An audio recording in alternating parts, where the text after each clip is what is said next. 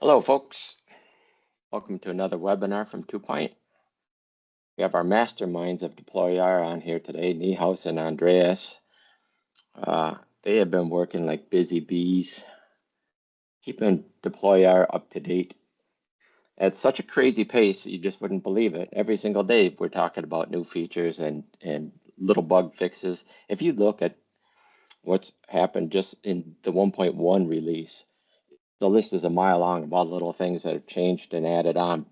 And then with 1.2, and then Community Edition, this thing is just fast moving. This isn't like big bloated corporation where they take weeks to sit there and discuss how they're going to change one feature in a bunch of meetings. They just roll up their sleeves and say, hey, there's a new build, let's go.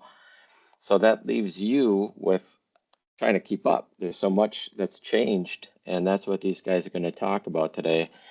This is a more relaxed kind of a meeting today, so chat will be open, Q&A is open, so you'll be able to ask questions as we go along. A lot of our team is here besides Andreas and Niehaus to help answer questions. So with that, I'll hand it over to you guys. All right. So why don't we just dive in? Starting off with just a high-level summary.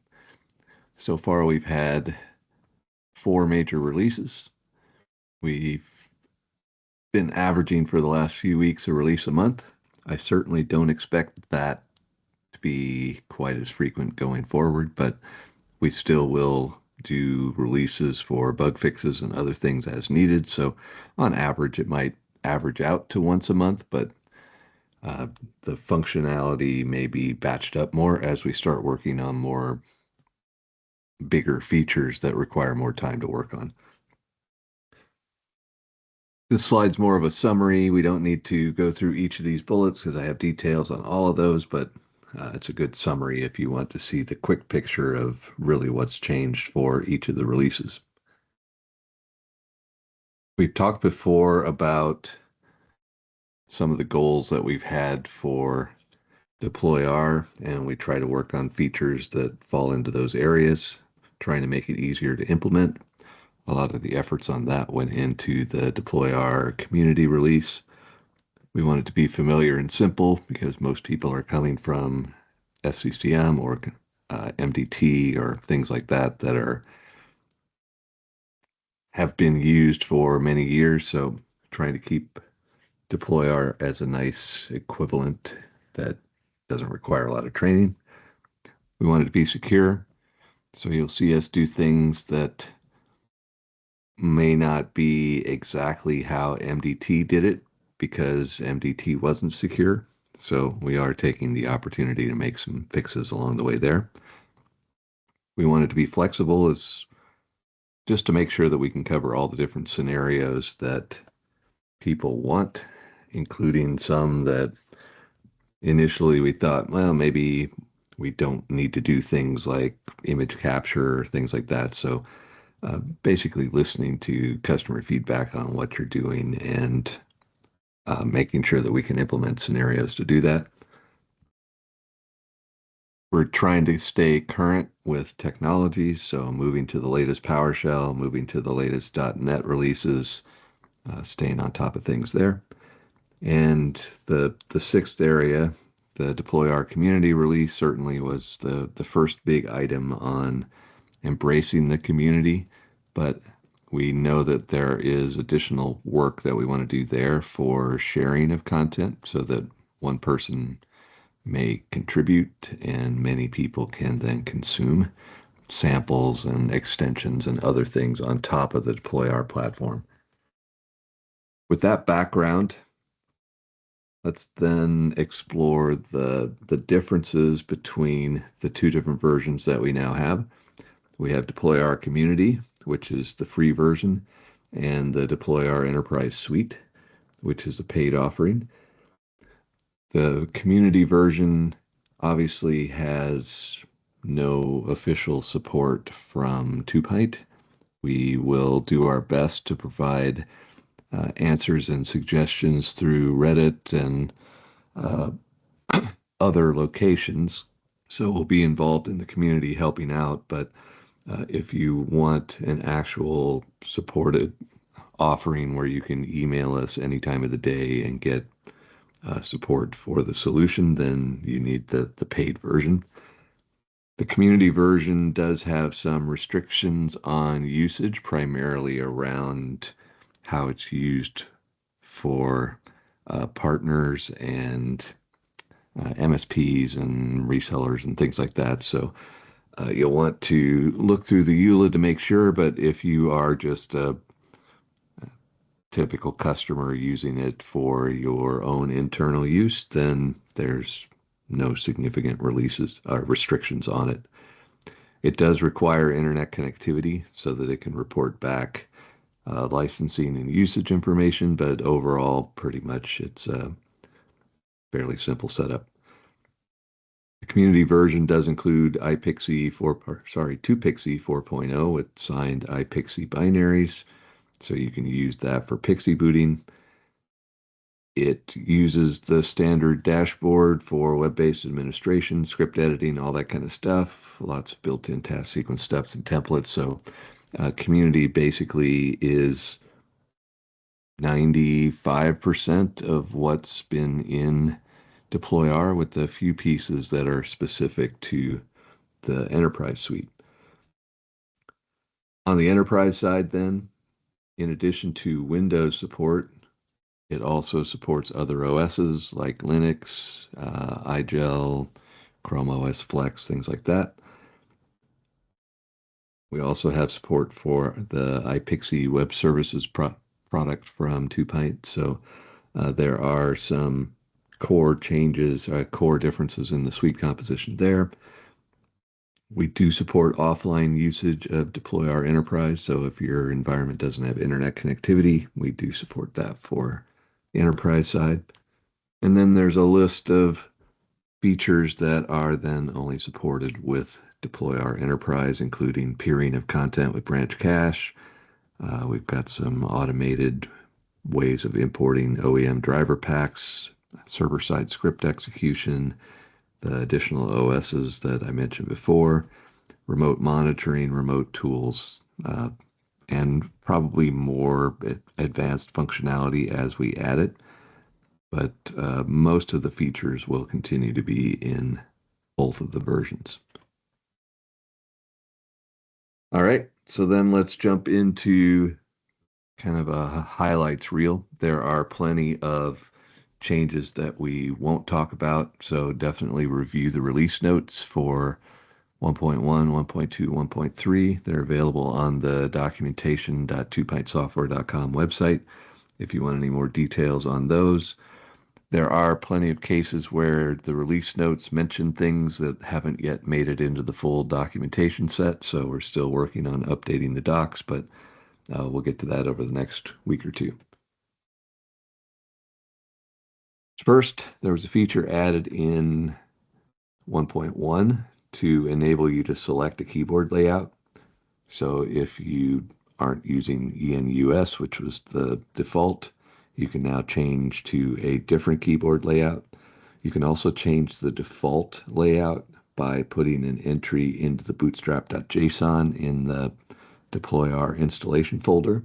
You just need to specify the 8-hex digit locale ID for the keyboard layout that you want to use, and we'll automatically configure that as the default. We don't have a complete list of keyboard layouts. We just have put in, I think, the top 50. So if you find a keyboard layout that you think is missing, let us know and we can add that in as well. So simple, easy to use, works pretty well.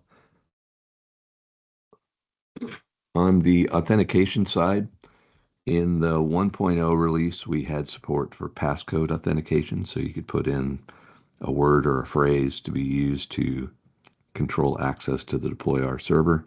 We also had support for Entra ID auth, so that you could sign in using your Entra credentials. In 1.2 of DeployR, we added support for Windows authentication, so now you can sign in and have it authenticate you against either the local Windows computer or an Active Directory domain that the computer is part of. So you can use that. When trying to authenticate to DeployR, it will go through a series of attempts to try different authentication mechanisms. So first it'll try anonymous authentication, which is off by default, and we recommend you keep it off, but it is there. It will try anonymous. It will then try certificate authentication, which is primarily useful in cases of an existing OS. So you want to run a task sequence in an OS that's already deployed that has certificates deployed to it from your PKI. We can use those certificates to authenticate. There are some extra steps needed for that. We'll talk about that in a minute. We'll then try Windows authentication if it's enabled, then Entra authentication if it's configured, and lastly, passcode authentication. If you're authenticating via PowerShell, like for administrative purposes to export, import, those sorts of things, you can explicitly specify a passcode. And in that case, the passcode would be used before any of the other pieces are attempted. So in the example PowerShell, you can see I imported the standard DeployR utility module, then told it to connect to authenticate. By default, it figured out that, oh, hey, I can use Windows integrated authentication. But if I wanted to then re-authenticate with a passcode, I could do that as well. So both of those work pretty well. There is a restriction on the APIs that we have in DeployR. We only allow administrative actions, so anything that changes the DeployR configuration can only be performed from the DeployR server itself. Everything else needs to go through the dashboard. So if you're running PowerShell scripts that change anything, those do need to be run on the DeployR server. On the certificate authentication side, to tell the DeployR client which certificates should be provided to the server, right now you can specify the cert issuer in a task sequence variable. So the basic logic here is you can put in DeployR bootstrap hash table. Into that, you put the DeployR auth cert issuer and a value that matches the CA that you're using to issue the certificate. And then you can invoke the bootstrap process. It will pass that variable along to the DeployR server, which will then be able to authenticate you. If you look at that in the DeployR configuration on the server, you have to match the certificate that it's expecting. So on the server side, you specify which certificate CN should be allowed. So in this case, I'm basically saying any certificate issued by my PKI should be accepted for authentication purposes. If you look at the log, then once that is invoked, you'll see it try anonymous authentication. Then it'll try certificate authentication. It found 2 certificates matching the issuer, and then it sent those to the server. And the server said, yep, I'm great with those. And it responds back then with the token that can be used for subsequent authentication. So if you want to try that out, feel free.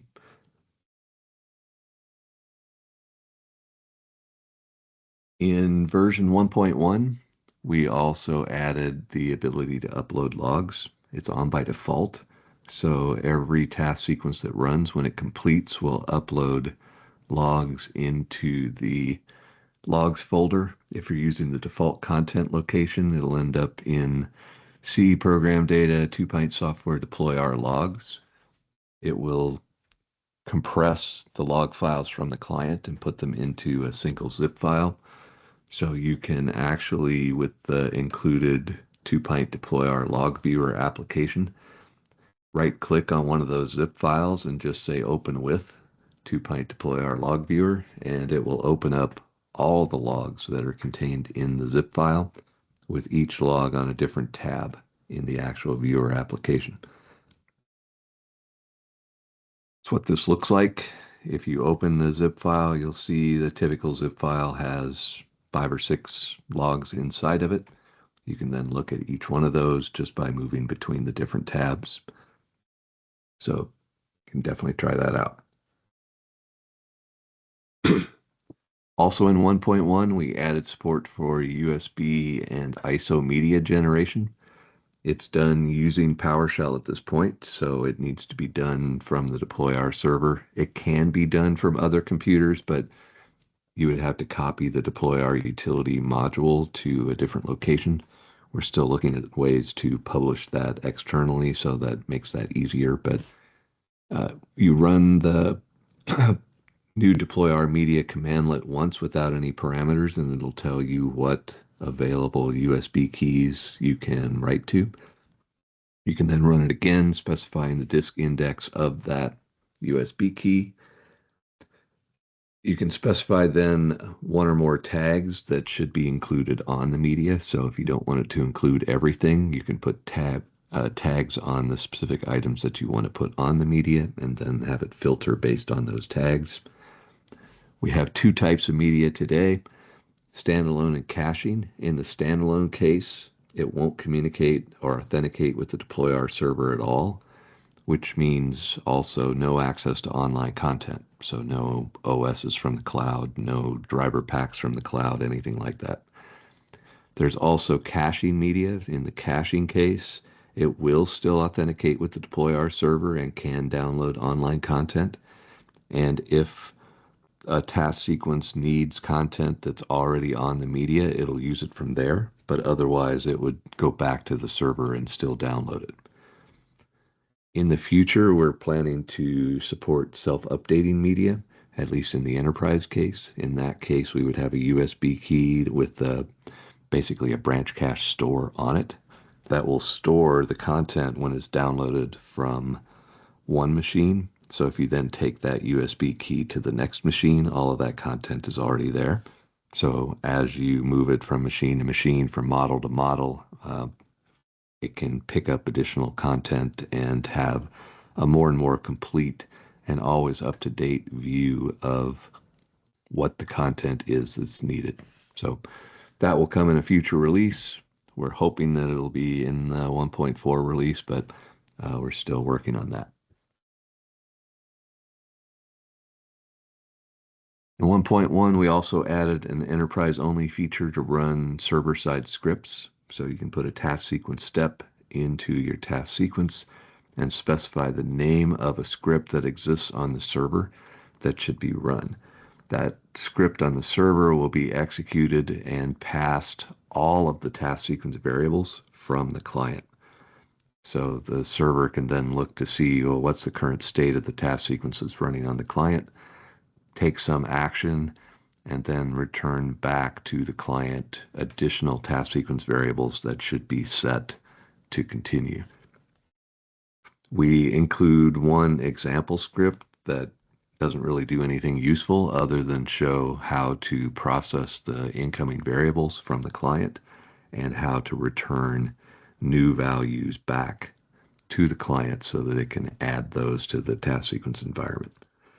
So it's up to you what you want to do with that. We've had a number of customers ask for some fairly complex scenarios and have been using this to fulfill some of the things that we couldn't easily put into the product because they were either customer specific or much more complex than we think most customers would want to use. So it's basically an open capability to let you leverage things that should run more server side, which in this case would be things that require security, where you really don't want to provide credentials or any sort of secrets down to the client. Instead, you can have the actions performed on the DeployR server using the DeployR credentials or using some other information that's available on the DeployR server that never needs to be sent to the client. We also added in 1.1 the ability to use WSUS. So if you're installing updates and don't want to pull them from Windows Update directly, you can set a task sequence variable called WSUS server before the step and give us the URL of the server that you want us to use. We'll configure that as part of the install update step, and then when the step completes, it will remove those settings so that then it can be pushed back to the cloud, or if you're pushing out the WSUS server via GPO, the GPO can reconfigure it after the step is complete. We've made a variety of other fixes in the install update step in version 1.3 to fix some issues that we ran into while testing that, especially around new devices running Windows 11. If you haven't been religious about expiring updates in your WSUS server, you can run into errors that only happen on the first sync. So we put in some more retry logic to make sure that we'll try multiple times to install updates before giving up and moving on. On the security side, we also added in version 1.2 a PowerShell secret vault.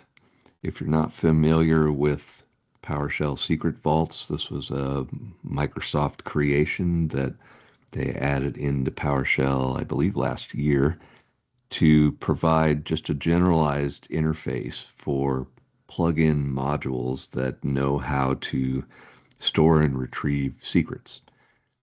Obviously, Microsoft provides an example one that works with the Azure Key Vault, but it leaves that open for additional secret providers to be put in. So we added one into DeployR. So basically, the DeployR server acts as the secret store. It holds all of the secrets in the database that you configure, and then those can be retrieved on the client. Why would you want to do that? Well, you want to make sure that secrets that you do pass from the server to the client don't get persisted to disk. Because if you write them to disk, there are all sorts of potential security challenges that would expose those secrets. So that's why we generally suggest not to put secrets into the task sequence itself. Even though we do encrypt the values when we write them to disk, we encrypt them in a way that if you could figure out the key that we used, you could decrypt them yourself. So it's basically a best effort to preserve the security of those task sequence variables, but for anything that's truly secure, you're better off using secrets because they're always just kept in memory. If you need a secret across reboots, you just retrieve it multiple times from the server. The basic mechanism that you would use inside of a script, you can just tell it to get a secret from a vault that we've registered named DeployR. That vault is registered automatically when you import the deployr.utility PowerShell module. You can then tell it the name of the secret that you want to retrieve. If it's available, it'll return back the value for that. In a couple of the scripts that we already have, we have logic that will first try to pull a secret from the server and then fall back to using a task sequence variable, since that's what we had in previous versions. So if you're using the enable admin script or the new changes to the enable BitLocker script, it will try to fetch those from secrets stored on the server. And if they're not available as secrets, it will fall back to checking the previous task sequence variable for that. If you wanted to add your own secret, you would do that on the server itself. You just need to import the module, connect to DeployR, and then run the set secret commandlet. That does require that the secret module is installed, but we do carry a copy of that with DeployR just in case. So it's always there. But you run that, specify the vault, the name of the variable, which can be just about anything you want, and the secret that you want to store, which can be simple strings or more complex objects as well.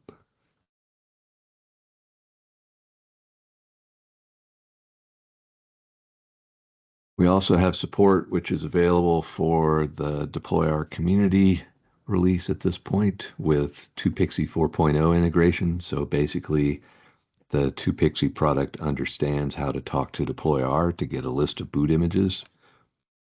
it will then automatically display the available boot images. So it just makes it easier to boot into a Windows PE boot image generated by DeployR. There's no additional configuration that you need to do. In the 1.3 release of DeployR Community, we have an updated version of 2Pixie 4.0 that allows you to set the default item and to adjust the timeout for the menu that you're presented. So if you want a longer timeout, or if you wanted to actually default to booting into a Windows PE boot image instead of the default being reboot the computer, you can do that. So those are configurable.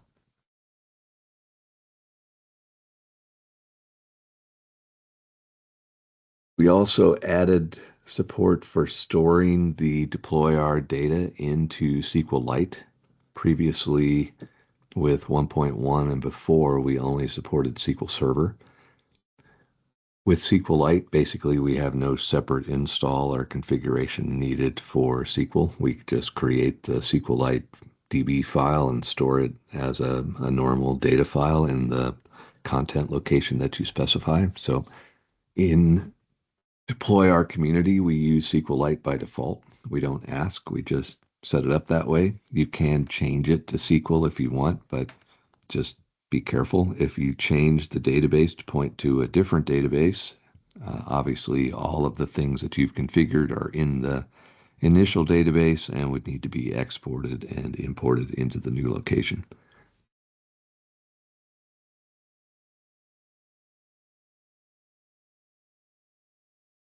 Another feature that we have on the enterprise side, with 1.2 and above, we have the ability to do an OEM driver pack import. So you can go to the new driver packs node in dashboard, search for a particular driver pack that you want from the OEM, select it, and then click the import button.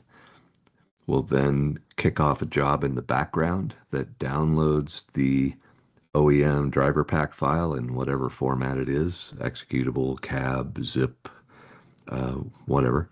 We'll extract the contents of that and then upload it as a new DeployR content item, as a driver pack content item that's pre-configured with all the needed metadata from the OEM. So it will automatically be configured with the manufacturer, the model, and all the details needed. So it would then be automatically deployed by DeployR when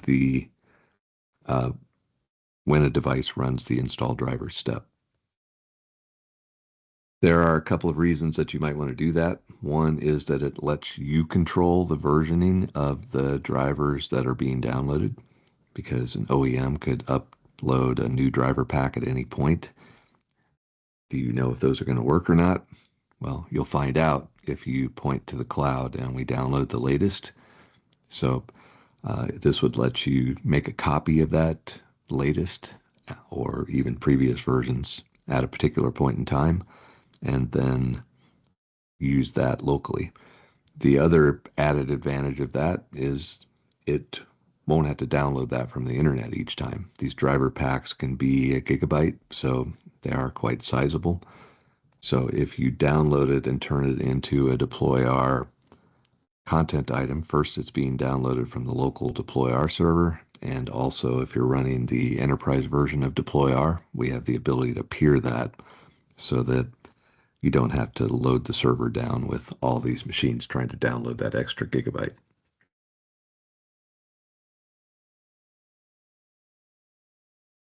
We also added in 1.3 and above a new step to suspend the task sequence. This is a request basically carrying forward a piece of MDT functionality. So if you're setting up a task sequence that uses auto logon, you can add a suspend step. It will stop the task sequence and create a shortcut on the desktop to resume it, so that you can then do any manual actions that are needed, and then double-click the shortcut on the desktop to continue. That's primarily useful in image creation scenarios, in cases where you have a particular application that you just can't figure out how to install in an automated way.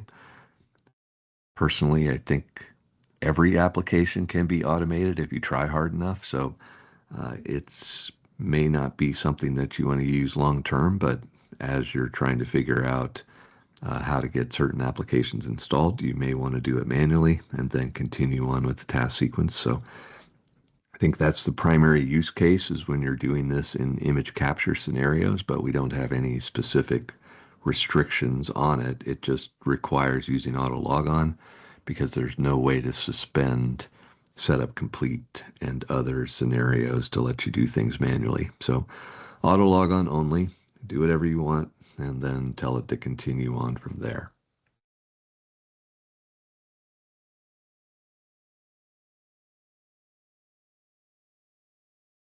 We also added some BitLocker improvements in version 1.3. First, there's a new unlock BitLocker step, which is designed to run in Windows PE and then query Active Directory or Entra via the DeployR server to look up the recovery password for the drive on the computer.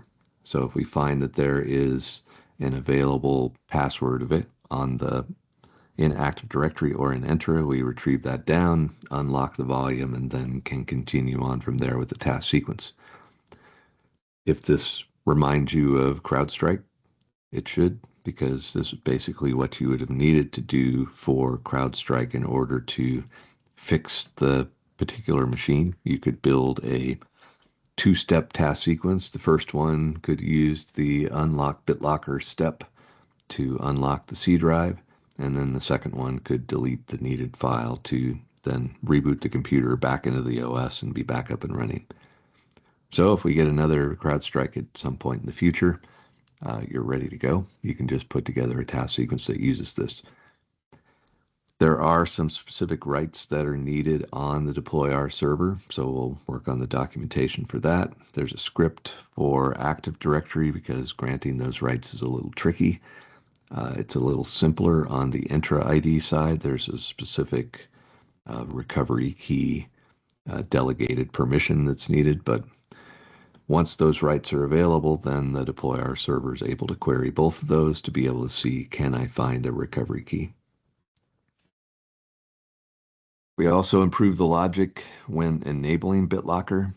So if you've used the enable BitLocker step, you can use it twice. You can use it in Windows PE to enable encryption without any protectors, and then run it again when you're in the full OS to use a TPM protector. We added in 1.3 the ability to do TPM and PIN so that you can add an additional PIN protector if you want. We also improved the logic for backing up the recovery password to AD or Entra to make sure that that happens right away, even if the policies that enable that haven't been applied to the machine yet at the time the machine's being built.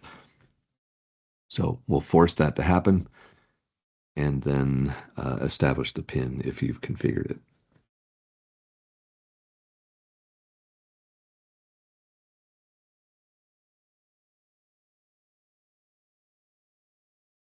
Also on the enterprise side, in version 1.3, we have Ubuntu support.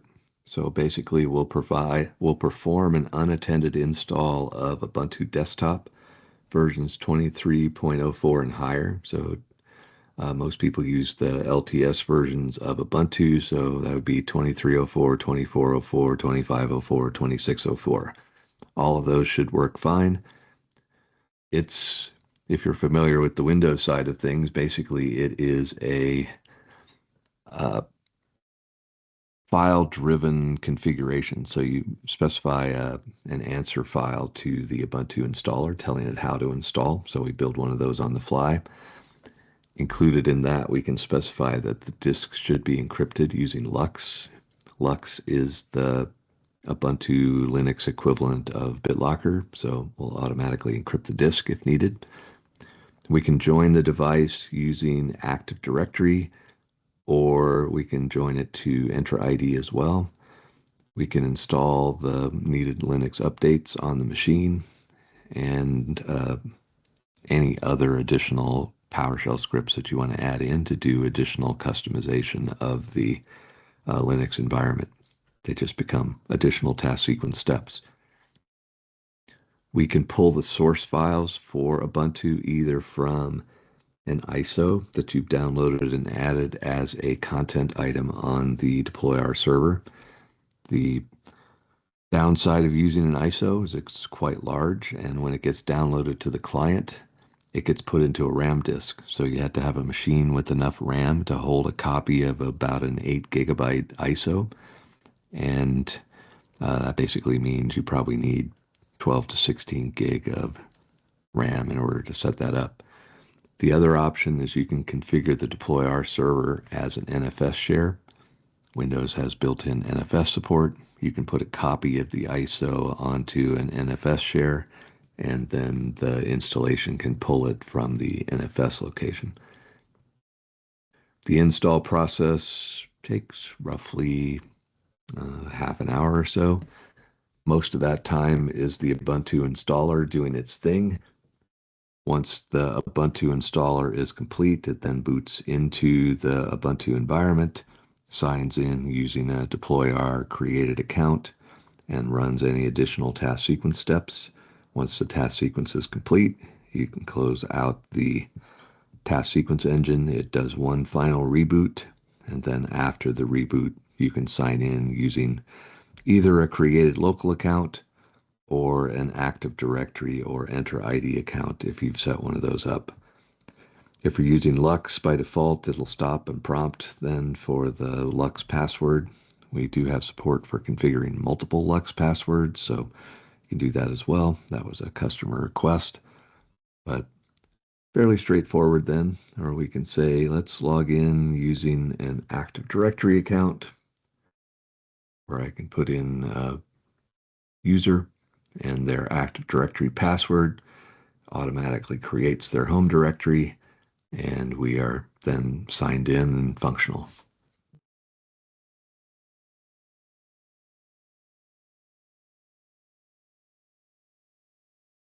All right, so those are the highlights.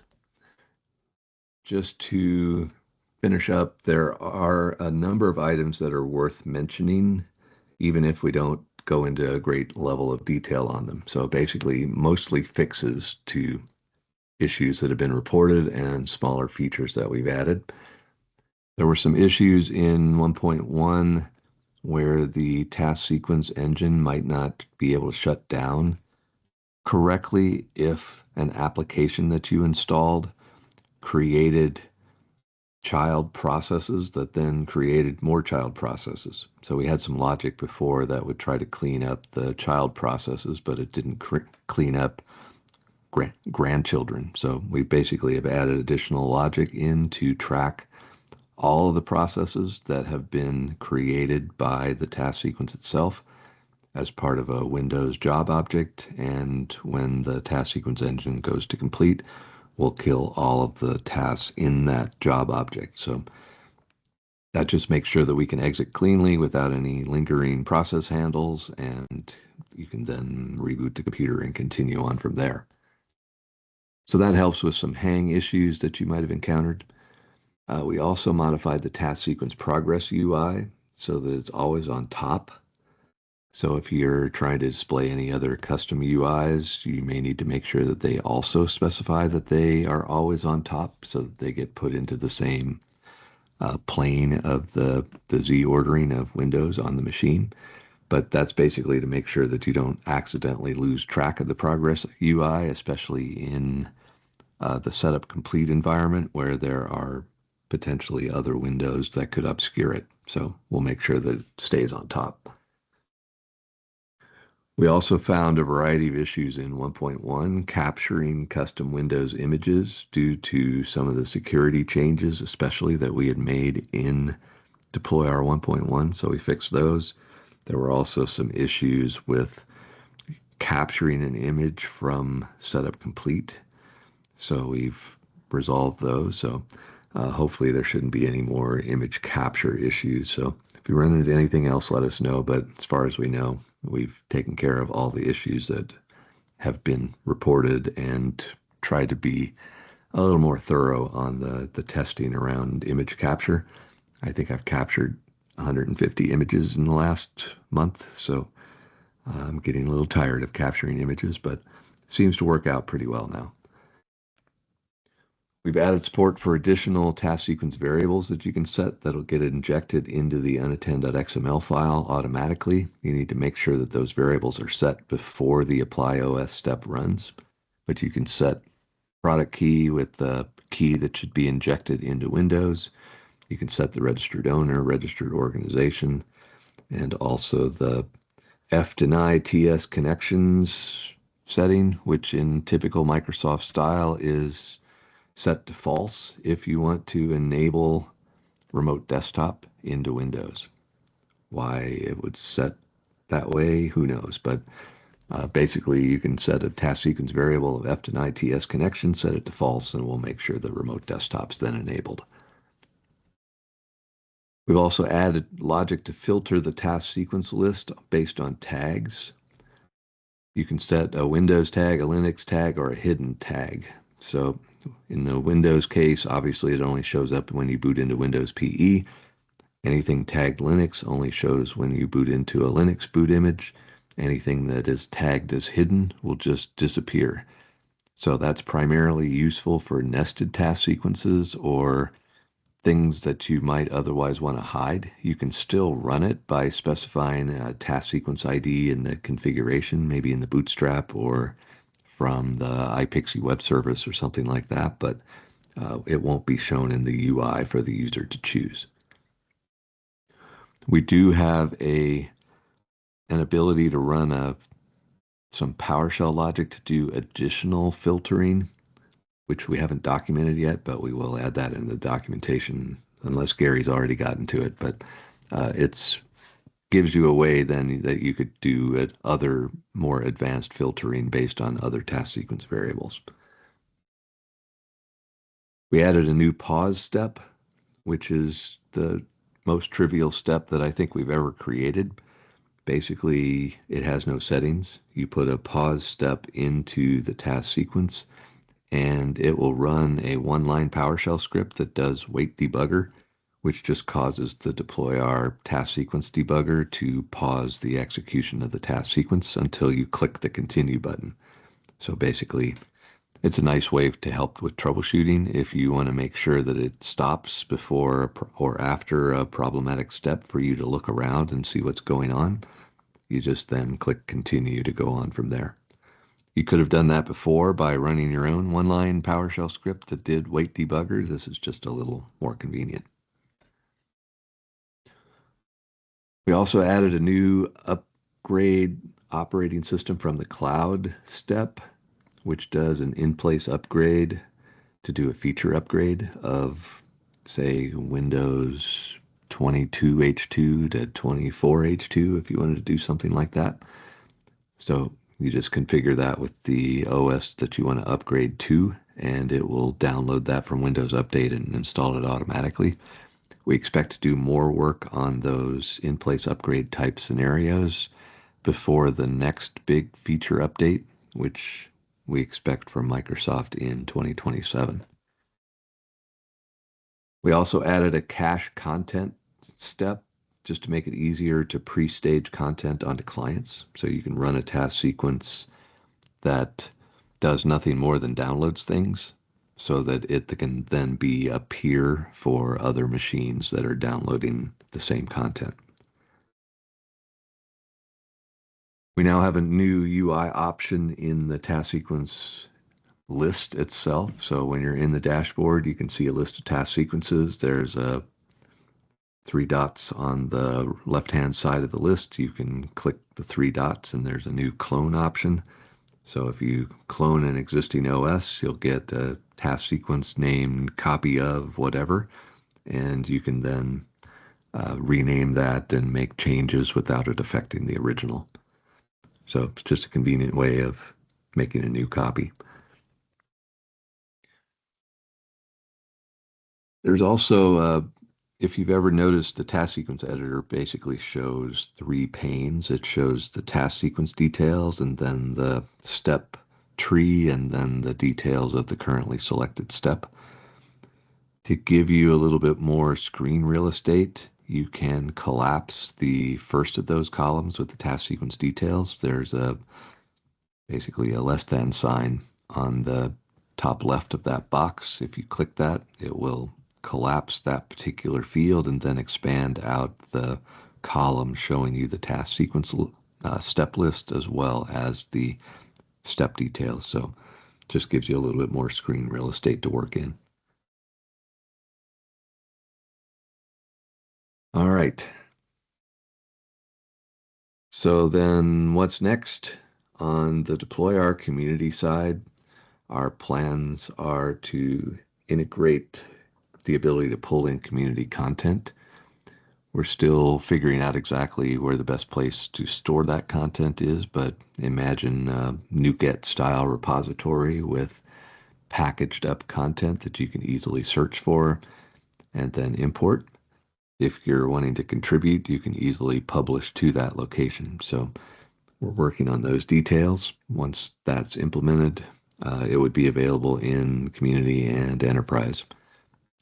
We also want to add in backup restore capabilities just to make it easy to do a logical backup of the DeployR server that you could then restore into either the same DeployR server or into a different environment.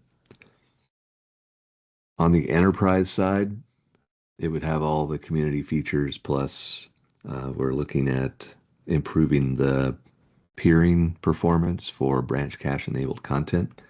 Got a lot of work going on there. Self-updating media, which I mentioned earlier. We plan to use the same sort of integrated installer for DeployR Enterprise as we're using today for DeployR Community. If you've used DeployR Community, it's basically a next finish type of installer that takes care of installing all the prerequisites, all the necessary 2-pint software, everything that it needs. It then configures all of those with reasonable defaults and gets you up and running quickly. On the enterprise installer, we would do basically the same thing with a little bit more flexibility, since the enterprise installation options are a little bit more flexible. You might want to install things on different machines, so in that case, we would need to give you the option of installing only certain components on a particular machine. So we'll be working on that. In the community version, we automatically generate a certificate so that you can use HTTPS by default without having to mess around with any certificates yourself. We plan to bring that to the enterprise side as well. So we'll take care of generating that initial cert. If you want to use your own PKI certificate, you can always do that as well, but we'll at least start you off with a certificate that will work properly with all the rest of the pieces. We're still looking at enhancing the debugger that's included in DeployR so that you can do debugging not only of the task sequence, but also the scripts that are running inside of the task sequence. So we're still looking at that. We're also looking at ways of using FFU files. If you're not familiar with FFUs, basically it's a different way of capturing an image of a Windows machine, basically a sector-based image of the machine, which you can then download and apply to the disk very quickly. The downside is it's significantly bigger than a WIM image. WIMs are very compressed, so they become nice and small. The FFUs are not nearly as compressed. They do some compression of them, but they're really designed for environments where you have very high-speed connectivity to a server so that you can then apply the image directly to the disk. That has some challenges that we'll have to work through, because normally we download something and then we apply it, which works great with the WIM file because we can download it to the C drive and then apply it to the C drive. But in the case of an FFU, it's destructive. So when you apply an FFU, the FFU can't be on the same drive that you're applying it to. Obviously, you can't download a large FFU into a RAM disk because you probably don't have enough RAM. So we then have to figure out how can we download it and apply it to the disk in one operation without ever writing it to temporary storage. So some things to figure out, but once we get that working, we expect that to be an option as well.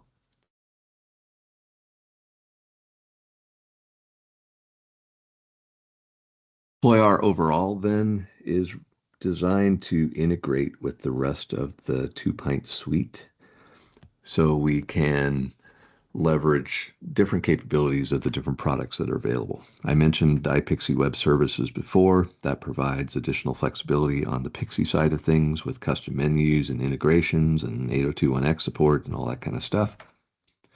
We're working on integration with MOM so that we can do distributed caching of internet download traffic, DeployR traffic, and any other HTTP traffic so that we can make that peerable as well. We have intelligent bandwidth management with StifleR so that we can control and basically prevent your network from melting down while optimizing branch cache, delivery optimization, and other things. That also provides the monitoring capabilities that we use with DeployR, as well as autopilot tracking, troubleshooting, remote tools, all that good stuff are part of StifleR. We can then build on top of DeployR and the other products with Recover to provide universal recovery scenarios so that we can get a machine back up and running from anywhere over the internet, from your house, whatever. Hopefully leveraging firmware capabilities to boot the machine so that we don't need USB keys or anything like that, with support for Wi-Fi and Ethernet as well.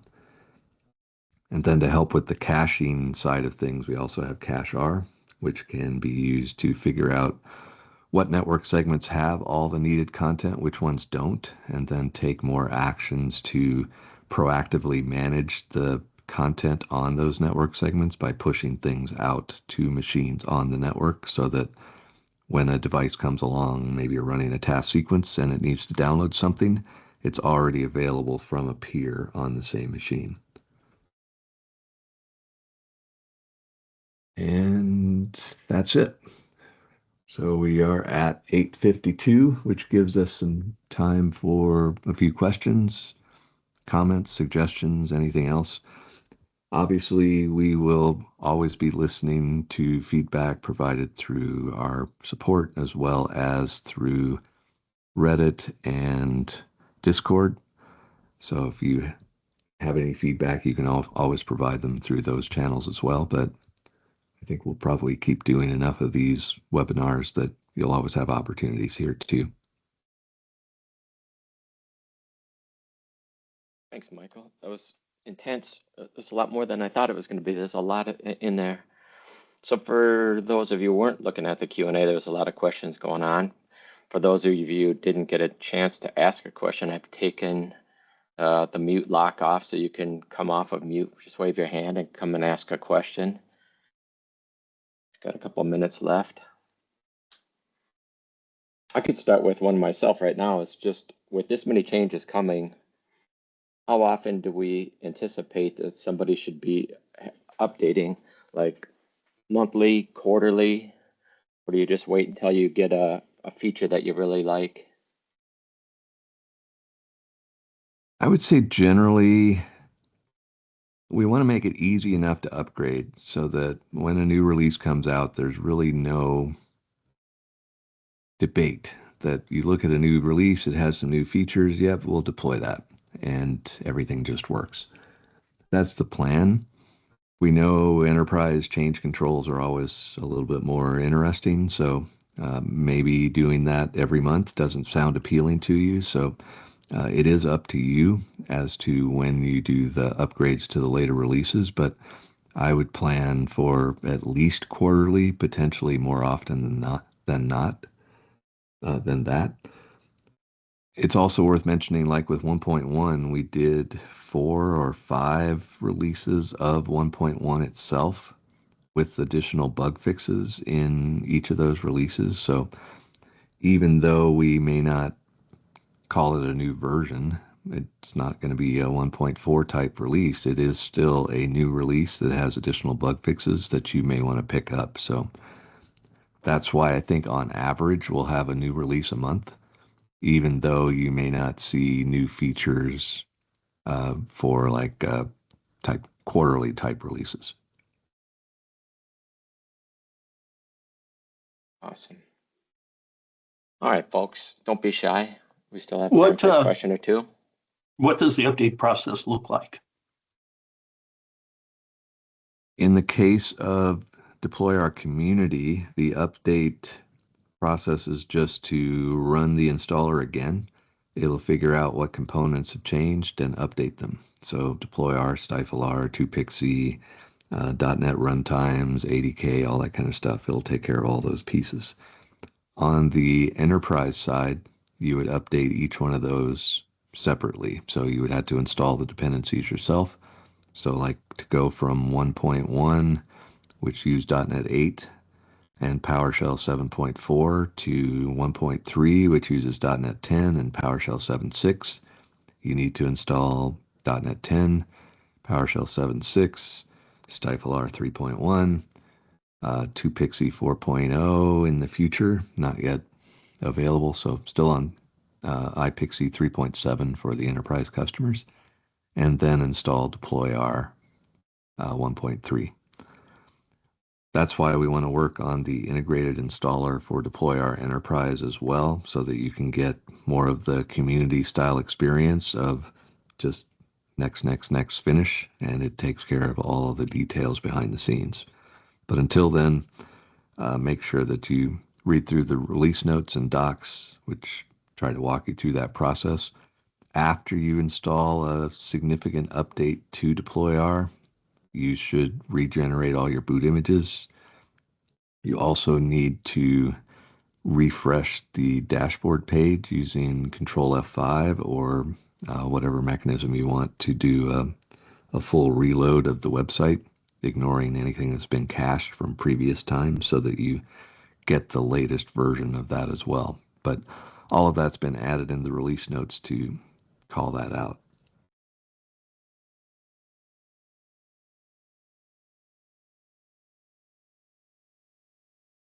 More questions?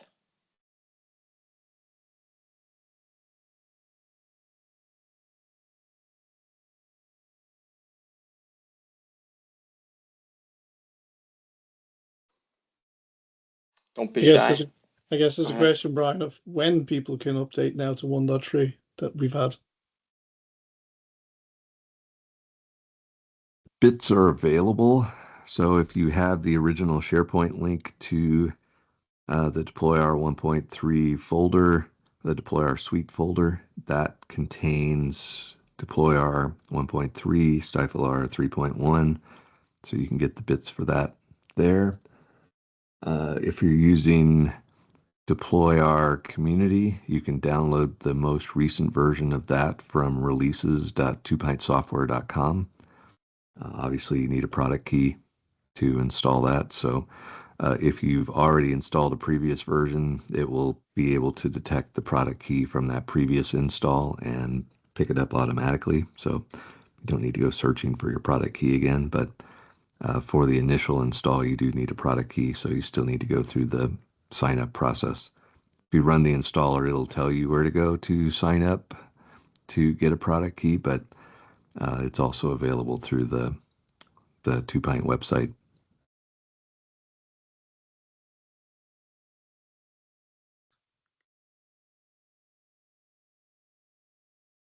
Okay.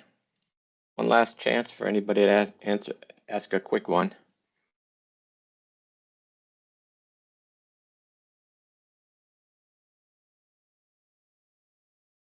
All right, I'll ask a quick one. Is there a danger of getting too far behind, like waiting a year or something before you update? The only danger, since we're dependent on .NET and PowerShell, there are security vulnerabilities released by Microsoft periodically for those components. So if you install the latest Well, if you're using Windows Update, generally the .NET 10 and PowerShell 7.4, 7.6 releases will get patched from Windows Update, but you won't have the updated versions being used in the Windows PE boot images that we generate, and the old installers will still be deployed out to new devices as we're deploying them out. So imagine that we deploy a machine, we install .NET 8.0.4 or something like that on the machine, and we're now up to 8.0.18. You basically immediately need to patch the machine to get it up to date with the latest .NET components. So if you were staying current on DeployR, we're constantly updating the included version of .NET and the version of PowerShell that we use to make sure that we always have the latest security fixes included. So that's probably the biggest item. Otherwise, I don't think there's any serious harm. Obviously, we only want to support older versions for the maximum amount of time needed. So at some point we will say that we're dropping support for older releases. I think our standard rule is N-1 or something like that. N-1, N-2. I forget what the actual support policy is at the moment, but that would be the main thing. All right, that takes us to the top of the hour then. I think we'll close this out. You people should know how to find us by now. We're all over social media, Discord and Reddit and X and LinkedIn, everywhere. You know how to get a hold of us. This will be recorded. You'll find it on our YouTube channel, which has got a lot of videos on DeployR. And thank you, Grant, for pointing out that it's really hard to keep up with documentation when a product is moving so quickly, but our docs are pretty darn good, and they can help you remember which version was that feature in. That's up there, and you should find that. So with that, we're going to close this out. Thank you, everybody, for taking the time to watch us today, and we'll see you next time.